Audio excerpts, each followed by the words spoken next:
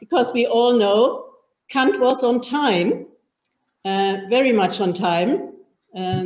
But he didn't speak English. No, but he had many other abilities, as we know. And I would say we shouldn't punish the people who joined us on time. And that's why I suggest we should start. And my dear friend and fellow board member, Hannes Wiesel, will continue and try to let people in as we move on. But I would like to take the opportunity to say hello to everybody here. Welcome to our first table talk in English. Today, we have more attendees than ever, thanks to the very interesting topic that Simon Wayne Hobson and David Neve are going to cover. Many, many more would have liked to attend tonight, but couldn't make it. And that is why we have decided to record our meeting and to publish parts of it on our website and on Facebook. And if you don't wish to appear in the video, it would be good if you could let me know by tomorrow evening so that we can take into account your wish while we edit the recording. To avoid any unpleasant noises tonight, you are all put on mute during the presentations. And it would be helpful if you use the chat function for any remarks or questions, or you raise your hand to give us a sign that you want to speak, and then we will open the microphone for you. Otherwise, it will be just very chaotic with all the noises around. Usually, we have around 80 participants at our virtual table talks. And today we are about to be way over 100. As a matter of fact, 148 people signed up. Right now we are 102, so more are joining. Anyway, so in the interest of good time management, I will not introduce each of you here, but I would like to introduce one member of our society, that is Lord Max Egremont. Why? He wrote an excellent book about East Prussia. The title is Forgotten Land, Journeys Among the Ghosts of East Prussia. I just briefly have to interrupt to ask Hannes Wiesel, who is now busy, I guess, with introducing members here, participants. Hannes, are you able for a screen share? Oh yeah, good, okay. Because we want to show you just what the book looks like. Anyway, Lord Max Egremont wrote this book, Forgotten Land, and it's a must read for everyone who is interested in the past and in the present of what used to be East Prussia. And his next book will be The Glass Wall, Lives on the Baltic Frontier, which is soon to appear. Max Egremont, would you be willing to say briefly a few words about your books before we start with the other presentations? Hannes? No, is that all right? Can you hear me now? Yes, we can hear you. Hannes, just a moment, yeah. Hannes, the screen share doesn't work very well. Oh, you should see the book, actually. I'm sorry? Now you should see the book. Don't you see the book now?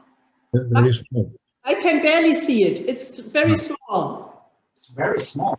Presentations, but you should just click on the image of the book, you see. What I see here is the cover of each and every presentation. That's not the intention. Yes. See? Should everybody use the button here to? You should be on mute, Klaus. What does it mean? Du sollst stumm schalten, bitte. Mikrofon aus. Okay. Okay. Maybe Hannes, it's too complicated with the screen share. I'm actually sharing it, and you should see it. Good. Okay. You see it now. Excellent. Okay, go ahead, Max. You can say a few words about your excellent book. Oh, well, it's very kind of you to ask me to take part in this. And I must say before I start, all the friends that I've made through my researches, I enjoy it all so much. I met Gerfried and I met Marianne and so many others. I'm extremely grateful for that. The new book that I've got coming out in July is about two of the Baltic states. It's about Latvia and also Estonia. And it really deals with a series of characters who were there during the 20th century mostly, but I go slightly further back as well. Some are German, some are Russians, some are Latvian, some are Estonians. And I've tried to describe how they cope with the very turbulent times through which they lived. And I hope, dug up some interesting types. There's the novelist Siegfried von Wegesack, who I think even in Germany is perhaps not now particularly known. And I deal with him, I go into the dilemmas that he faced. And I deal with other people as well. I mustn't talk for too long about it. I could go on for hours, obviously. But among the characters, and I see Sir Conrad is here tonight, is the famous Baltic German Paul Schymann, who was a very great man in my view, and I write at length about him. I wonder if he's a relation of yours, Conrad. Yes, he is. Yes, He is. Yes, indeed. Oh, yes. And he shares with a cousin of his. They're both the righteous among the Gentiles in Yashev's view. Well, I became an enormous admirer of his and the work he did. So I hope you'll be pleased with what I've said about him. In fact, I saw several aspects of you in him, if I may say so. I don't know if you agree with that. Well, I would like to have all his qualities. No. He quarreled a lot with his cousin, my great-grandfather. Oh, yes. But yes. who at the end of his life asked said, no, he, the great-grandfather, had been wrong. Oh, really? He was a friend of Kaiser Bill.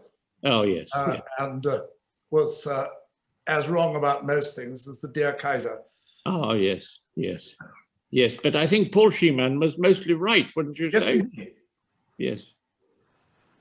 Just He had a wife called Lottie. They had a rather turbulent time together, I think.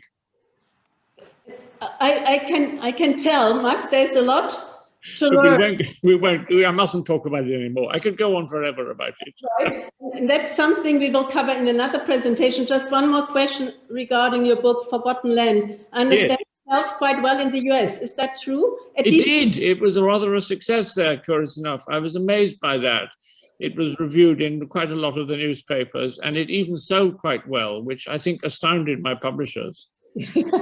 Well, it's very good news that East Prussia does attract so much interest outside of Germany. And thank you very much for covering that topic.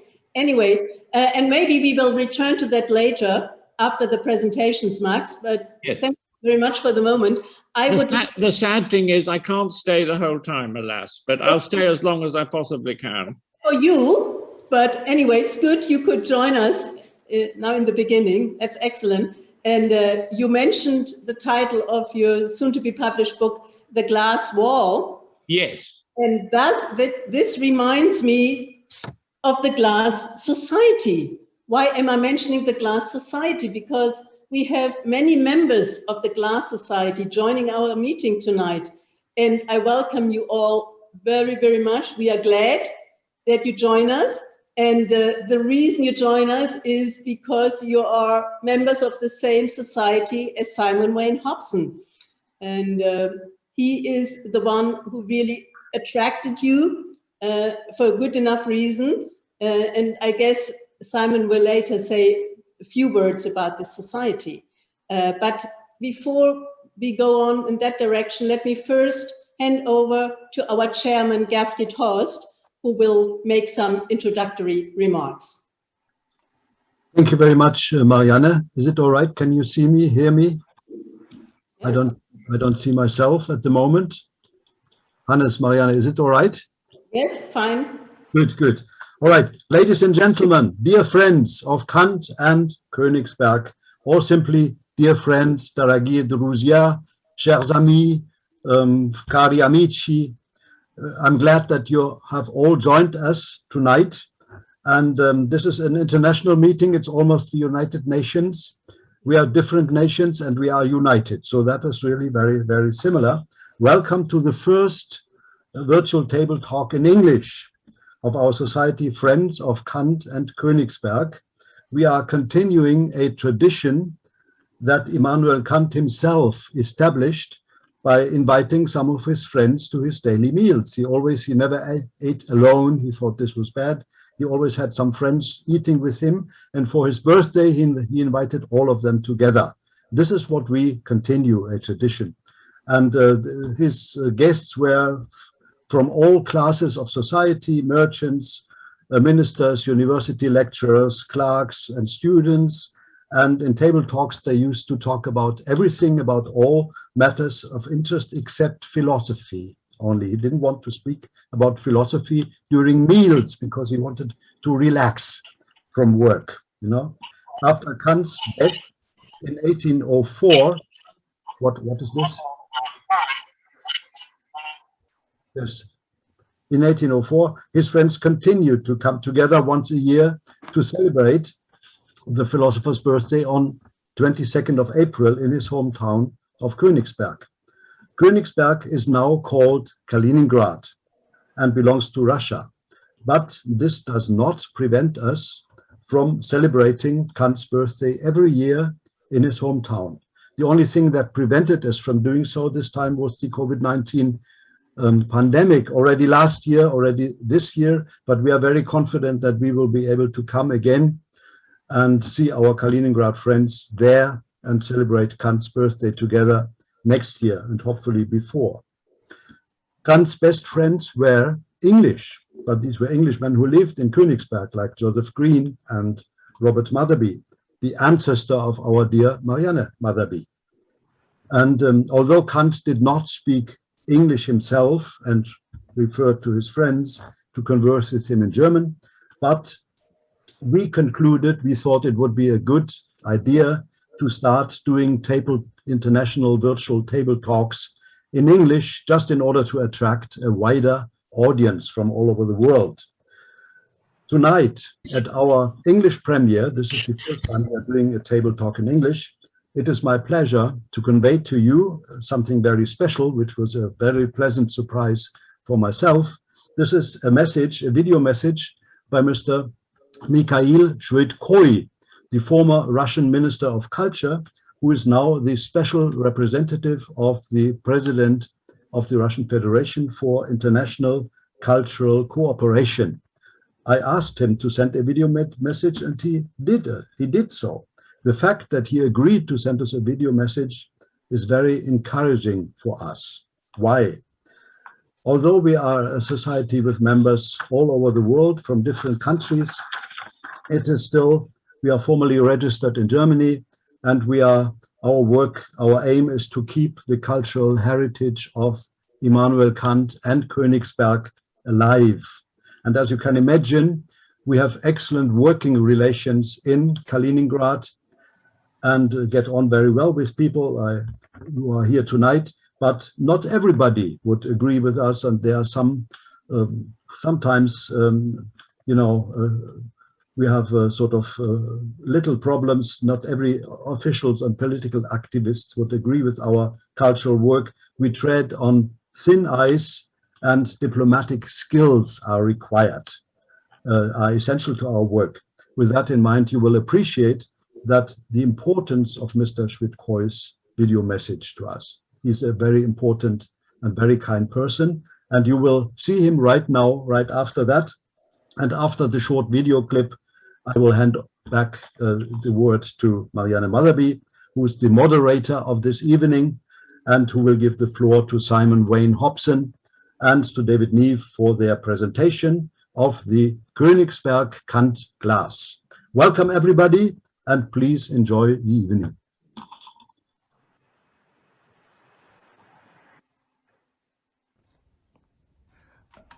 Distinguished participators, dear ladies and gentlemen, my big privilege to say a few words about your conference, because for us the future 300th anniversary of Immanuel Kant is very important events not just for Russia or Germany, but I hope the very important events for all world, including of course Great Britain. Kant have a very close relation with philosopher of UK, and of course this was very important for developing philosophy in the whole world. I am greeting your conference, best wishes to all of them, and I hope this evening will be very pleasant and very important for yours and for me too, of course.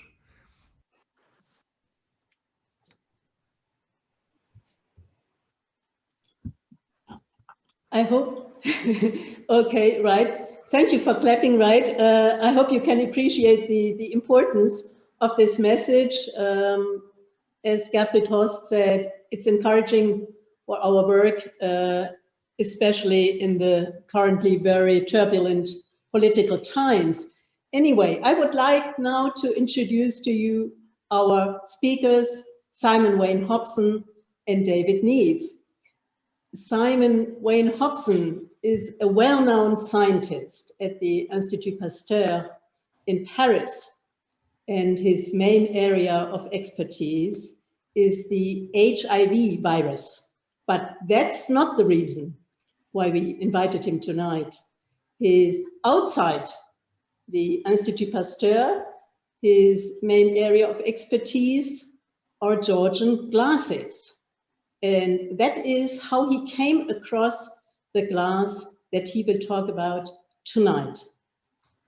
And it is thanks to David Neve, the historian, that Simon Wayne Hobson learned about the Königsberg Kant glass. David Neve is a historian, and his area of expertise is the history of Hull. And he will give us the historical background to the glass, while Simon Wayne Hobson will now introduce us to the topic. Simon, the floor is yours, and we are looking forward to your presentation. Thank you so much, Marianne, and thank you to all of you from the Friends of Kant and Königsberg for this chance to talk. It's lovely to do these cross-society meetings. Yes, the Glass Society is actually is the fusion of two older societies, one of which goes back, I think it's to 1936, where members used to meet in the homes of collectors in black tie. And so very formal. And of course, as you can see, times have changed. And yes, we are particularly interested, I'm particularly interested in Georgian glass, but the Glass Society has members that to go back and are experts in Roman glass, and it goes right through to contemporary glass and student glass, studio glass. It covers everything, and we have a little magazine which is put together about 3-4 issues per month. And when I get it, I basically sit down, I don't speak to my wife, and I read it from cover to cover, and then I get up and say, hello, dear. It's a lovely little publication. Now, David and myself are as a collector, and I came across a glass with an odd engraving and had a crest. And so I started looking into this, and I discovered it came from a hall and a family in South Yorkshire of about 1720, 1725. And I wrote to the Historical Society of Yorkshire, and lo and behold, I came in touch with David, who is a mine of information, very generous and very constructive. And after lots of ping-ponging by email, he said to me, did I know the Kant glass? And of course, I did not. So you see, I And we have, it's all David's fault, basically, is what I'm trying to say. And so I started looking at this glass and reading up about it and the type of, and the inscription, and the David and myself, it was a lovely collaboration, and we put together what we hope is going to be an interesting story. If I can go to a screen save, Hannes, okay, I'm going to take the screen. Okay. Can you give me the screen? You should be able actually to share the screen. Okay, I've got it. Okay. Yeah. Thank you. So this is basically the glass on the left. Okay. It is about 22 centimeters high. Simon, we don't see anything yet. Did you Oh, share your screen? Did you click on? My apologies. I thought I had it. On the bottom. Share. I got it. My apologies. Yeah, Is that it? good enough. Thank you. So this is the glass. It's about 22 centimeters high, and it is typical of the period of 1760 in England, glasses of this period. Now, I'll explain the structure of the stem, which is rather beautiful, but it, of course, is the diamond point inscription, where you can see on the top, Immanuel Kant, M.A. I've blown it up here, and it's a diamond point inscription, and there are a number of names. And on the right of the slide, I can take the whole screen. I'll do full screen mode. Here we go. So you have, the names are Immanuel Kant, Anthony Shawn, Robert Motherby, John Green, and down at the bottom, Joseph P. We do not, it's not possible to decipher the name, John Chappell and Charles Staniforth. The inscription says secrecy in love and sincerity in friendship. And then, of course, all happy together, notwithstanding what happened in the world. This is a rather obtuse remark, and I'll provide some conjectures as to what this could mean. It's precisely dated, and it's marked August of 30th, 1763, which is, we would not write it this way today, but perhaps of the time that was perfectly normal. I would like to point out on the next, wait a minute, on the next slide, no, here we are, that I've highlighted in red. Now, these four names in red, Sorry, son, to interrupt, but the next page is not there. I still see only the glass. Sorry, you have the glass, but I've highlighted the four names in red on the right. Can you see that? No. Yes? At least I can't see it. Maybe it's me. No, I also can't see it. Maybe Simon, please stop your screen share and just start it again. Maybe there's a kind of delay. Okay. It actually also didn't switch to become like the full screen mode. Okay, let me see if I can share again. Okay. Okay, do you have it now? Yes, we have it now. Yeah. Let's see. So that, can you see? Yep. Okay, I'll leave it like this. So, okay, here we go. Go back. Here we go. So I'll just probably listen. So here we are. So in red, I highlighted four names in red. We can call them the Hull Four. These gentlemen all have links to Hull. They're all merchants or seamen. So you see the strong English connection. Of course, Immanuel Kant, you people know more about Kant than myself and David combined, so I'll avoid talking about Kant, but we'll try and give you context. Anthony Shawn is, well, there is Anton Shawn who knew Motherby and knew Kant, and he lived in a town a few kilometers southwest of Königsberg of the time. He was a son of a merchant. So basically, we have a story of 5 merchants and a savant. Immanuel Kant surrounding himself by very pragmatic people, merchants and seamen. And David will develop the story of what I can call maybe the second European waterway. We're all transfixed by the cultural implications of the Mediterranean, but in the North Sea through to the Baltic, there was massive trade, and it's probably been overlooked, and David will now take up the screen and he will develop this, and then I will come back and tell you more about the glass, how it was made, and put it in the context of glasses of that time. So over to you, David. Right, thank you. I'm going to just do my share screen, I hope. It'll come up somewhere. That's got you on it rather than my screen. I'll have to just go in. Wait a moment.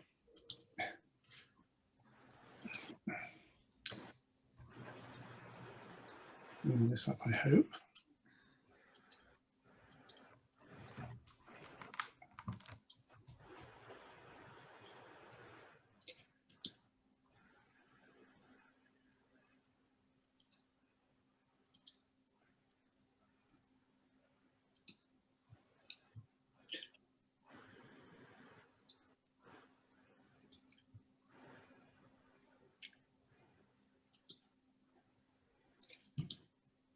Right, I'm trying to share my screen, which it's coming up, I hope, in a moment.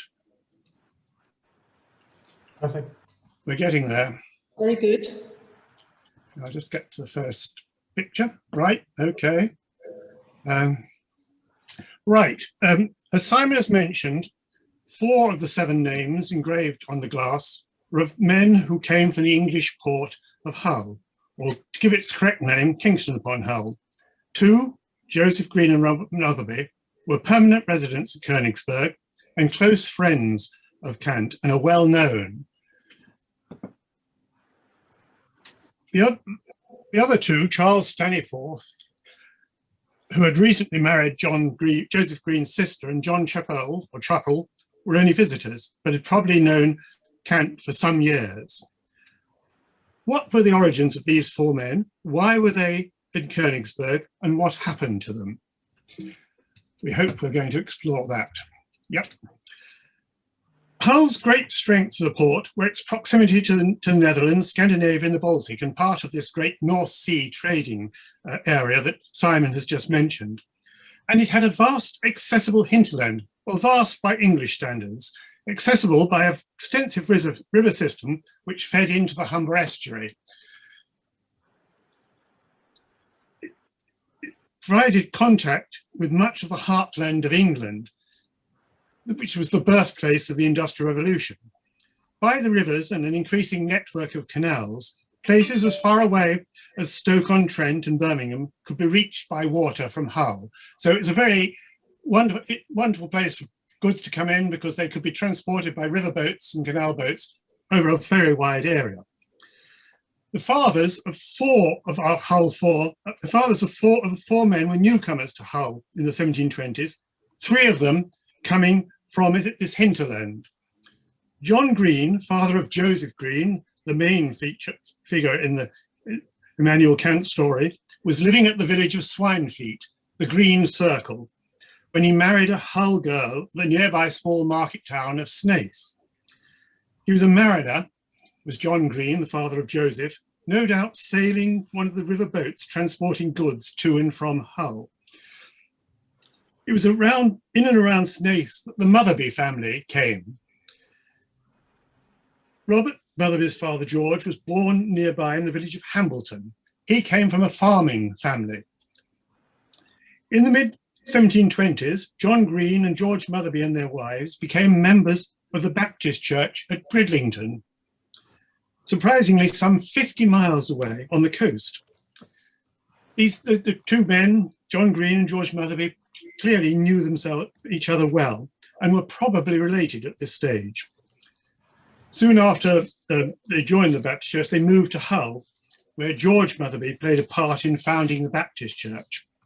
Charles Staniforth's family were also nonconformist, and they came from Sheffield. And they had moved into Hull again in the 1720s, had his father.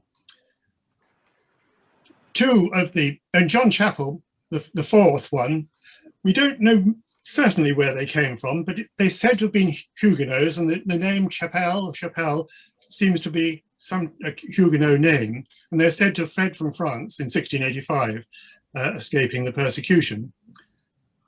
Two of the fathers of these are four men, John Green and Benjamin Chappell, already by the 1730s were traveling between Hull and Königsberg. They were part of this great Baltic trade that was mentioned. The Hull had been trading with Scandinavia and the Baltic since its foundation, since the 14th century. In the 14th and 15th centuries, the trade was largely controlled by the Hanseatic merchants, and in the late 16th to 17th century by the Dutch.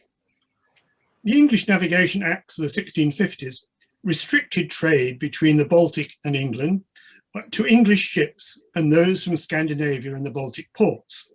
This helped make the century from the 1660s a golden age for Hull merchants. The chief exports to the Baltic were West Riding cloth and Derbyshire lead. The chief imports were iron, timber, hemp, flax and yarn, some of the raw materials for the Industrial Revolution.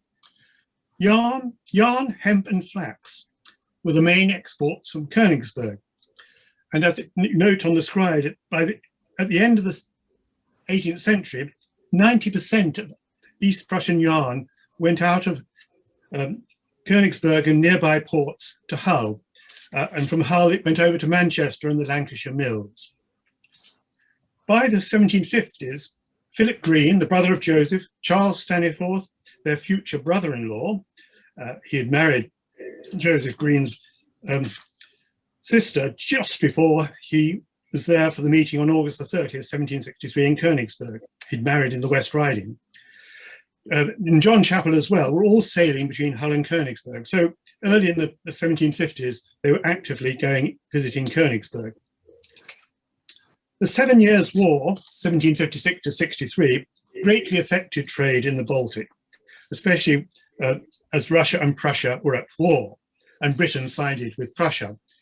There was a report in July 1757 that Captain Philip Green had been taken by the Russian fleet. But as you can see there, he was let out after 24 hours. Joseph Green was probably in partnership with his brother Philip Green, and he was settled in Königsberg as an agent for the firm and probably for other Hull merchants by 1750. We don't know exactly when he got there, but probably about 1750. Not that long after, in the early 1750s, the young Robert Motherby, who was a relative, his father had died when he was young, was sent out or went out to Königsberg to act as assistant to Joseph Green. It wasn't unusual for Hull merchants to have a member of their family or somebody in a port in the Baltic and Scandinavia at this time. A family that had many people over the period 1630 to 1790 was the wealthiest of the Hull merchant families, the Maesters, who imported iron from Sweden and then Russia. And they had people resident at various times in all those Scandinavian and Baltic ports that are marked in red on the screen. Arthur Maester, who is in the portrait on the left, was resident in St. Petersburg from 1754. And he's shown, it said, wearing a Russian merchant's cloak. The men from Hull coming to Königsberg must have been impressed greatly by the city they were coming to. Although the two places had similar origins, both founded in the 13th century by a king, Königsberg by King Ottokar of Bohemia and the Teutonic Knights, Kingston upon Hull by King Edward I, both named after a king, King's Hill and Kingstown, they were quite different in status and cultural life in the 1760s. Königsberg was at least 4 times the size of Hull, was the capital of East Prussia and had a cathedral and university. Hull had no particular significance other than that of a flourishing port and regional marketing centre. Educational institutes were limited in Hull. There was a grammar school, but a few other minor schools, but very little of any high status. And it had only 2 parish churches. It was beginning to rival York as the main town in Yorkshire at this time. Its population was rising fast and trade was growing. But Hull was not backward. uncultured town, and the leading merchants were wealthy and had important national as well as local connections. These are some of the houses that still survive of the merchants in the High Street in Hull. High Street runs parallel to the River Hull, after which Hull takes its name, and the merchants have their houses backing onto their wharves on the river. These are some of the grander houses that fortunately have survived. The grandest on the far left, the Maister House of this merchant family I've already mentioned. Henry Maister, the builder of it in the 1740s, was a member of Parliament, and amongst his friends was the architect and great patron of the arts, Lord Burlington, who advised on the staircase alongside William Kent. William Kent, the great architect and landscape gardener, the family name in fact was Kant, but spelt with a C. All the merchants suddenly wanted grand staircases, and they were adding them to their houses or building houses with them, even though most of these new grand staircases looked out on blank walls or adjoining warehouses. Blade's house, the second one along, was home of a family of merchants and shipbuilders. The Bounty of Mutiny fame, the ship, the Bounty of Mutiny fame, was built by the Blades in an adjoining shipyard to this house.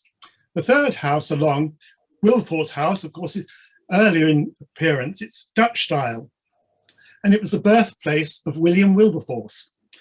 Wilberforce gives us a little picture of what Hull was like in his youth in the 1760s and 70s. He says, Hull was then one of the gayest places out of London. The theatre, balls, large supper and card parties were the delight of the principal merchants and their families. Well, our Hull four were not from this merchant aristocracy. They came from humbler beginnings in the same similar way that Immanuel Kant did, from seamen who become sea captains and some with agricultural background. But you can see with the house on the right, which was the home of Philip Green, Joseph's brother, in the late 1760s, early 1770s, that they were rising up. This also had a grand staircase from which Philip Green could look into the garden of William Wilberforce next door. He had become a ship owner more than a sailor. He had given up being a ship captain, it seems, and was a ship owner and merchant. Ship owners, as distinct from merchants, were a new breed beginning to dominate English ports from the late 18th century. The quote at the top of the screen, the ships that crowded the harbour at Königsberg were loaded with yarn, worth 5 times as much as tobacco, 4 times as much as sugar, and 3 times as much as pepper. It was a very worthwhile commodity to export.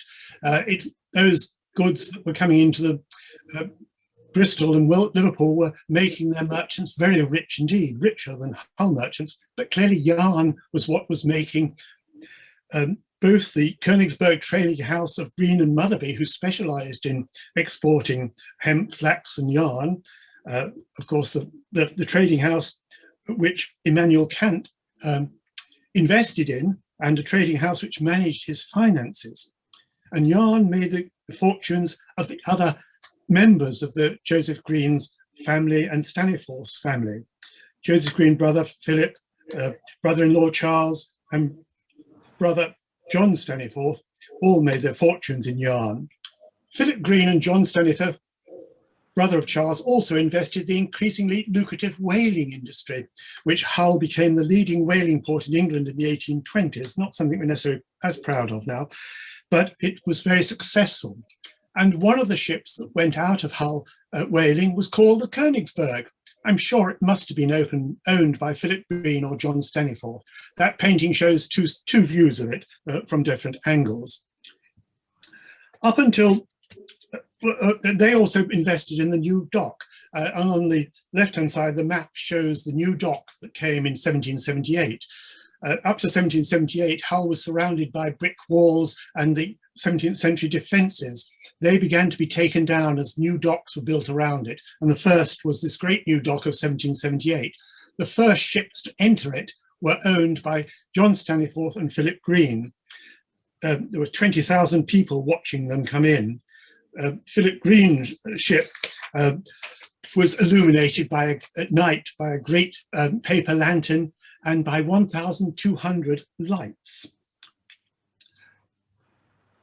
When the shock came, Hull expanded to the north and west, and the new area to the north was the fashionable area, the northern suburb. And Philip Green and John Staniforth both built houses there opposite each other on Charlotte Street, which is now known as George Street. The house on the far left, the two-story one, was Philip Green's house. That's where he lived. Well, when all these things were happening in Hull, and Hull was expanding, the trade was expanding, the merchants both in Hull and in Königsberg were reaping the rewards of the Industrial Revolution and the transport of the yarn. This information, of course, would be what was happening in Hull, would have kept Joseph Green and Motherby and Kant all well informed of the developments. They still had these family connections. Robert Motherby's unmarried sister still lived there, as did a nephew, a mariner, son of his brother George, the doctor, the author of the New Medical Dictionary and the pioneer of smallpox vaccination at Königsberg. His nephew still lived in Hull, and George himself was buried in 1793, the place where we live, the nearby town of Beverley. Charles Staniforth, by then a successful London merchant, died at Philip Green's house in Hull. In his will, made in 1783, he left Joseph Green £100 at Königsberg, and also my friend Robert Motherby £100. Joseph Green, in turn, in his will, left Charles Staniforth's daughter and possibly other children £500, a very substantial sum. Staniforth's son, show where they were rising to, became MP for Hull in 1802, a director of the Bank of England, and not long afterwards bankrupt. Finally, just what of John Chappell, the youngest of the Hull Four, in August 1763? He was said to have been a courteous and gentle-natured man, slight, gracious and cultivated. He so loved books and poetry that he never put out to sea without his much-read copy of Milton's Paradise Lost. He remained a sea captain for the rest of his life, but in March 1775, on leaving Königsberg, his ship, the John and Mary, was totally lost in a storm. Chappell survived, but he died the following year, aged 36. He left a wife and a young daughter, Anne. The daughter, Anne, much later married Matthew Flinders, the celebrated navigator who first charted much of the Australian coast. Like Immanuel Kant in Kaliningrad, John Chappell's son-in-law Matthew Flinders has a university named after him in Adelaide, South Australia. But I must stop now and hand back to Simon and more talk about the glass. Thank you. Thank you very much, David. Thank you.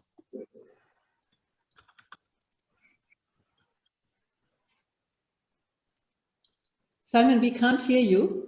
You can't hear me? I was on unmute. I've unmuted it. Hannah, I'm going to take the screen, okay? Yes. There we go. So here we have the, I'm going to have to get rid of this. Okay, so here we have the, I'll go on full screen mode, right. So I decided to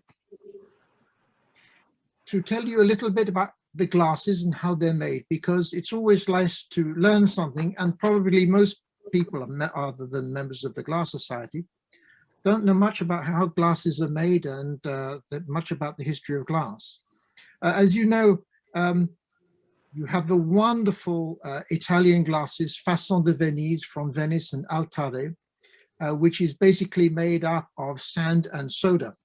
Then the Bohemian big contribution was to make a harder glass, which was made of sand, potash, and a lime mix. This was very good because it allowed engravers to work on the hard glass. And the German, the Bohemian engravers were almost second to none. And then the big contribution from the English was the, if I may say, the invention of lead glass. Now, lead glasses have been known for many years, and they were made in small quantities. And I think it was the development of lead glass in English and the extent to which the glass makers ran riot with this lovely, easier material, which was, because of the lead, had a much greater refractive index and scattered light more. So it was much more beautiful. And it was the closest thing to the grail of the time, which was rock crystal. Rock crystal is pure quartz, silica oxide, without impurities. And the goal of glass makers has always been to make something as transparent as rock crystal.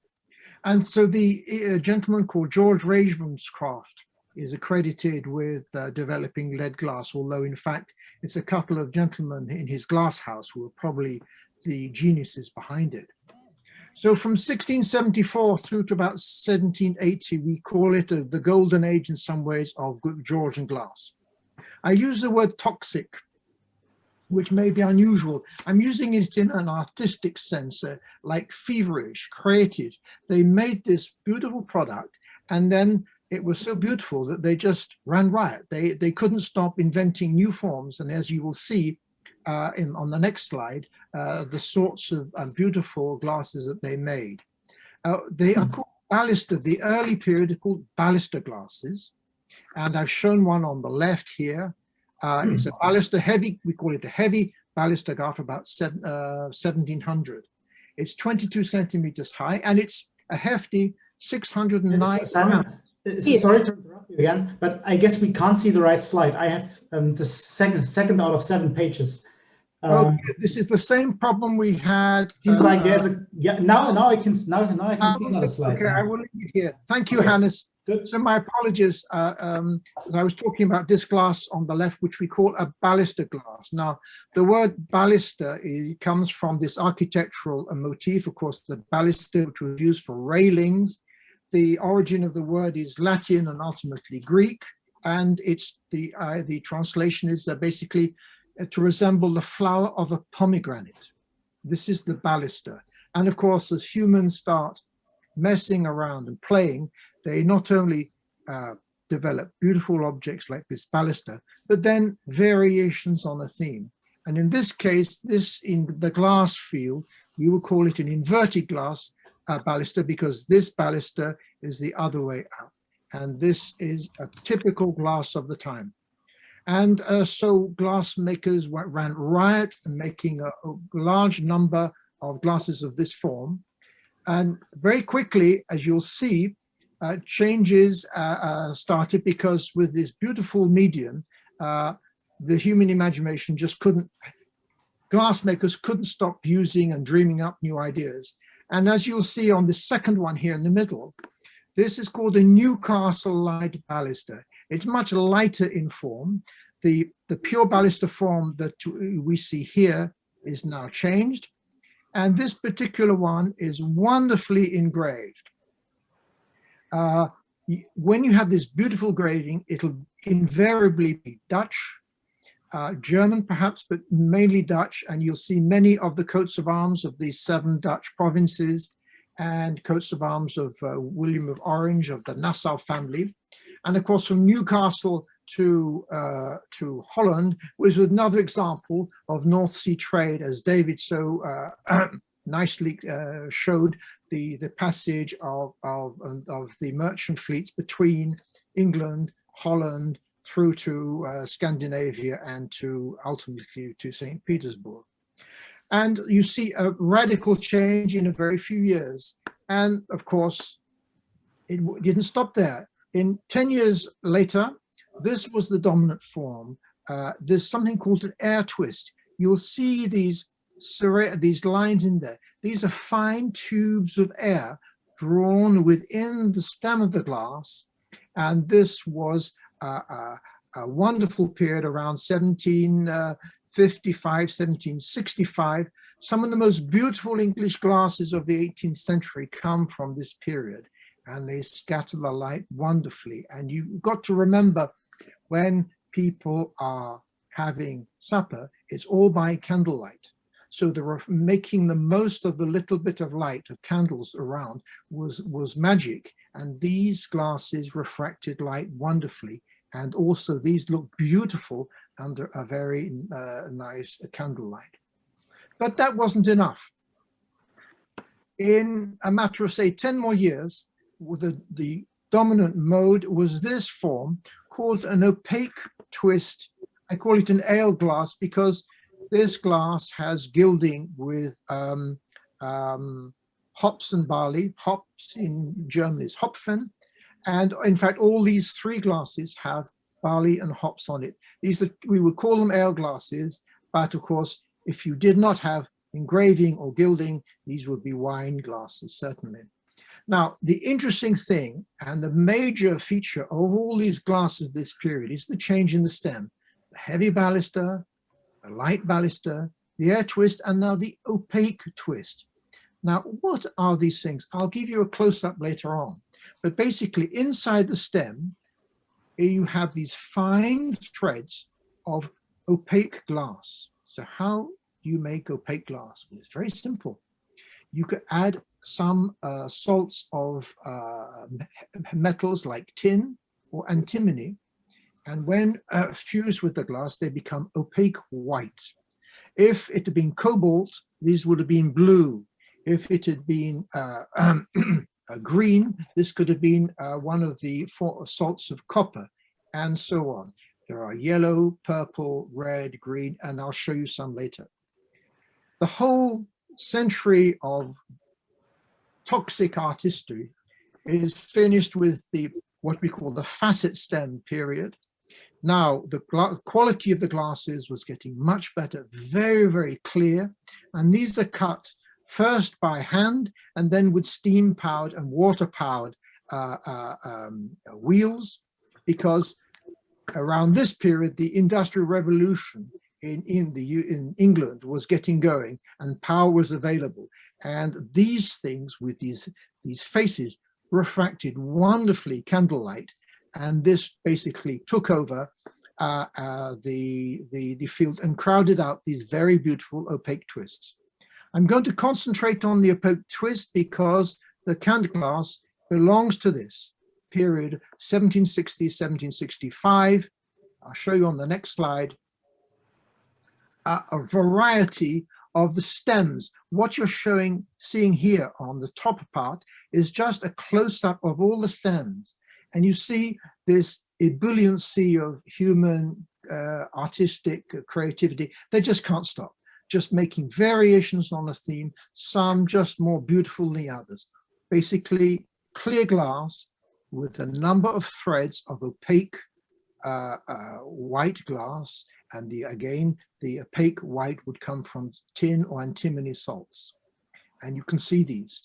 The period of where we see these is between 1755 and 1775, and the Kant glass fits perfectly this period because it's 1763.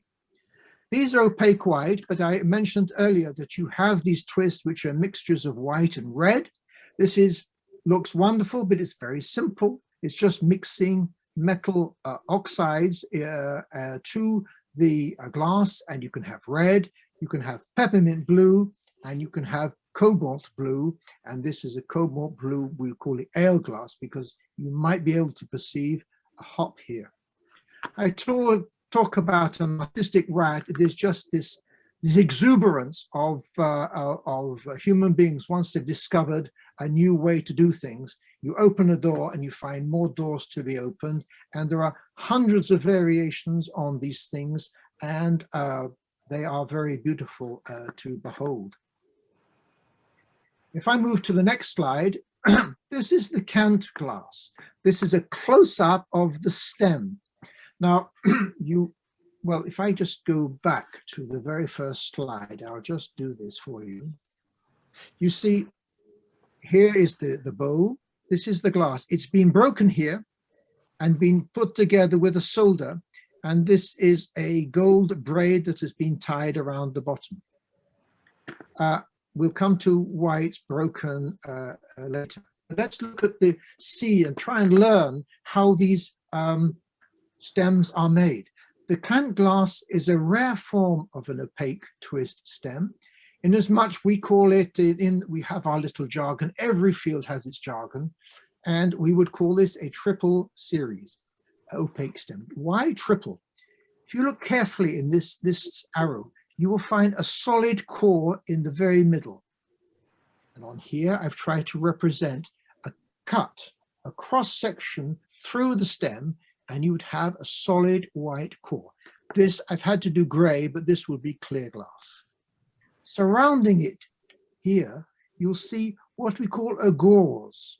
And this will be basically made up of maybe 15 to 20 finer canes, which will be spaced around the inner core. Finally, on the outside, you'll have two outer canes or threads, as you wish, which are represented here. They're thicker compared to these gauze, and it's roughly to scale. So now this would be made on in a series of working of glass. You'd pick up the opaque, and then you cover it with clear glass, and you'd pick up more, and you'd make layers until you have a final structure with this cross section. Everything would be straight. The size of this would be something like the bottle part of a bottle of port. Okay, imagine in your mind not the neck of a port bottle, but the bottle itself. So you would have something of maybe 10 to 12 centimeters in diameter and maybe 15 to 20 in height. But because it's lead glass, it has a very high density, and this you would have something about 5 to 6 kilos at the end of a metal and iron rod of maybe over a meter. And this, of course, has to be kept warm and hot, because as the glass cools, they have to go back to the furnace to heat it up until it's finally made. Then the twist, because the twist is very obvious when you see these glasses. Look, the twist is very apparent, but the twist is the very last thing that is made. Visually, the twist dominates, but it's the hard work is making up this accretion of layers into this structure. Once you've got this bottle of port, if I may call it this, it'll be fixed to two metal flanges here and be held by two children or young men or adults, and they would then start walking backwards and twisting it in their hands. Now, a glass bottle of port, you can do a simple calculation to get this stem as thin as this. They will have to be pulling this hot material out to about 7, 8, 9 meters long. And all the time they're pulling, they're twisting. And this looks a very gentlemanly exercise. It is not. Basically, they have to, in each of these people have to introduce 1 twist per second, and they have to produce about 1,000 twists together in this and pulling back at the same time. And it is remarkable, this handmade process of hot glass ends up with these very beautiful, very precise twists. The beauty comes from the layout, the different layouts, which are basically infinite. And the final piece is the twisting. Once it's drawn, and this is a 19th century design cartoon of what happened, this glass would be lowered onto a wooden ladder, if you wish, and allowed to cool. So this is the making of the stem. We still haven't yet made the glass. So what will happen now is that this 7 or 8 meters of twisted glass will now be cut up with a little a metal saw and then snapped, and you would basically pull off stem fragments of maybe 7 to 10 centimeters, depending on what you're interested in. We move to the next slide. Now we're going to build up the glass. The previous slide showed that this stem is assembled independently of the glass. and it's a separate process. And once you've drawn it out, you can probably have up to 200 stem fragments of roughly 7 centimeters. And then you can get going. So we're going to make the glass. The gentleman who, it's a group of people of the time, and the boss would be called the gaffer. So the first thing would be done would be a crude bowl would be blown using a blow iron. And as you will probably know, blowing of glass goes back more than 2 millennia. So you'd have a crude bowl would be blown. It would not be blown in this form. It would be a crude bowl. Then you would have a 7 centimeter fragment, in the case of the Kant glass, would be added to the base of the stem. The blow iron would be coming in at the top. This would be added. And then finally, the foot would be added. This would be made by another member of the team, and they would apply it. And in so doing, there would be a metal iron coming from the bottom. So there will be a moment, a transitory moment, where you have the blow iron at the top, the stem, and the foot with a metal iron called a pontyl iron at the bottom. Then with a pair of metal scissors, the top part will be cut off and the blow iron taken away. And then the bowl will be worked into the form that the glass blower wants. This could be tall, this could be, and this is what we call an ogiform. It could be a bell bowl, and there is a whole array of bowl forms, as you can imagine. If there's a variety of feet, there'll be a huge variety, of stems. There's a large variety of bowls. And so this is the last feature. This is being worked at 600 degrees or more because this has to be malleable, because otherwise the rigidity, it starts to set and there's nothing. So the gaffer is going to and from the furnace to keep it warm and malleable. And this whole process that I've described represents maybe 2 minutes of work for an experienced team of 3 to 4 people. It looks exquisite, but it's very quickly done for experienced people. There's a final process. Because the glass is going into the furnace and coming out and cooling, there's a lot of stress that gets built up into the glass. And this is not good, and the slightest tap can fragment the glass. And so there's a process called annealing. And basically annealing is controlled cooling, where the hot glass is slowly cooled on a regular basis. So at one end, it will go into the annealing iron at several hundred degrees, and at the other end, it will come out at room temperature. And this makes the glass much more robust to fracture, and hence the reason for doing this. The glass, as I mentioned, is broken. The stem is broken, and the 2 parts have been put together by some sort of tin solder. Now, as all glass collectors will know, bowls are broken, feet are chipped. You can see a glass that has a wooden foot because it's been repaired. But to have a broken stem, this is the thickest part of the glass. This is the toughest part of the glass. And if it's broken, it would seem to be deliberately so.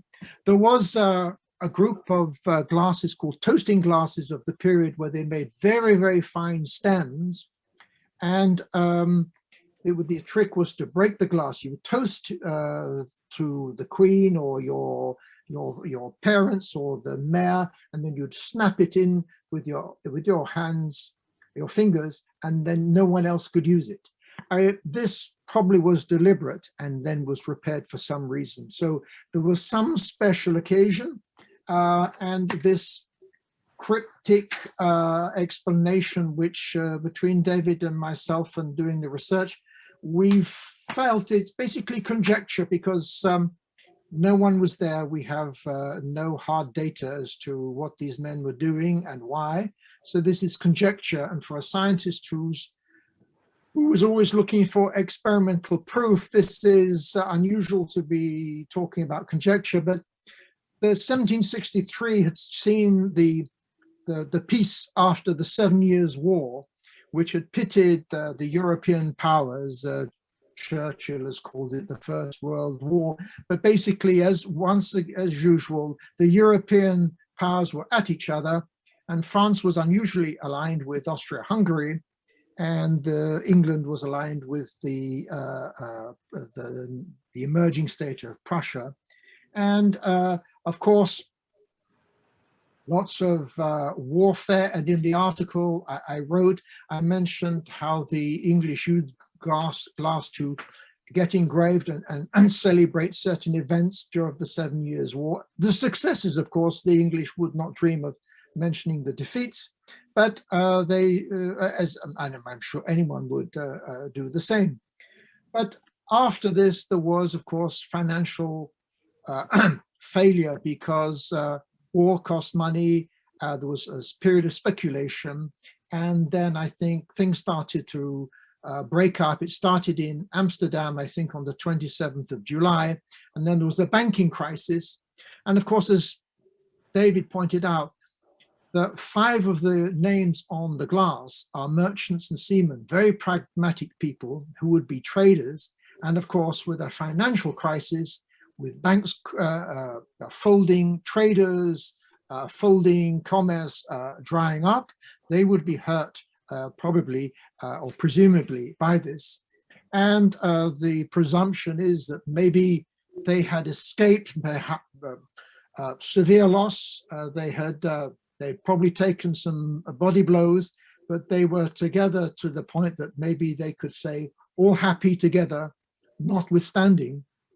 And that is a conjecture, but it's sort of a pragmatic interpretation of what might have happened. Finally, the second name, Anthony Shon, is probably the corruption or anglicization of Anton Schorn, who was the son of a merchant from East Prussia. His father was a very wealthy merchant who had ships and obviously trading extensively with the UK, but he had ships that went as far as Bordeaux and brought wines to the Baltic. And the father, I think it was in 1765, his fortune collapsed suddenly to great surprise, and the son went bankrupt with it. So it would have been nice if the narrative would have been happily ever after, but one of the names on the glass copped it, but a few years later. So I tried to be very pragmatic and mention to the Kant Fellows aspects that you're probably not too, you don't come across too often, because it's always, I love learning something new. And so I try to offer up something that might appeal to you. And both David and I will be delighted to answer any questions that you may have. Thank you once again, Marion, for setting this up. Thank you very much indeed, Simon Wayne Hobson and David Neve. That is fascinating. You dug out a history that we were not aware of, and that's a great contribution by both of you, not only to Kant experts, but to historians as a whole, and apparently also to glass collectors. Thank you also, Simon, for explaining to those who are not familiar with historical glasses and their production, for going a little bit more into detail in the production process. And thank you to the Glass Society members for bearing with us, although they know that already. I think there might be quite a number of questions here, but before we come to the questions, thank you again. It is very, very worthwhile to learn about this history. Thank you both, and I look forward to any comments or questions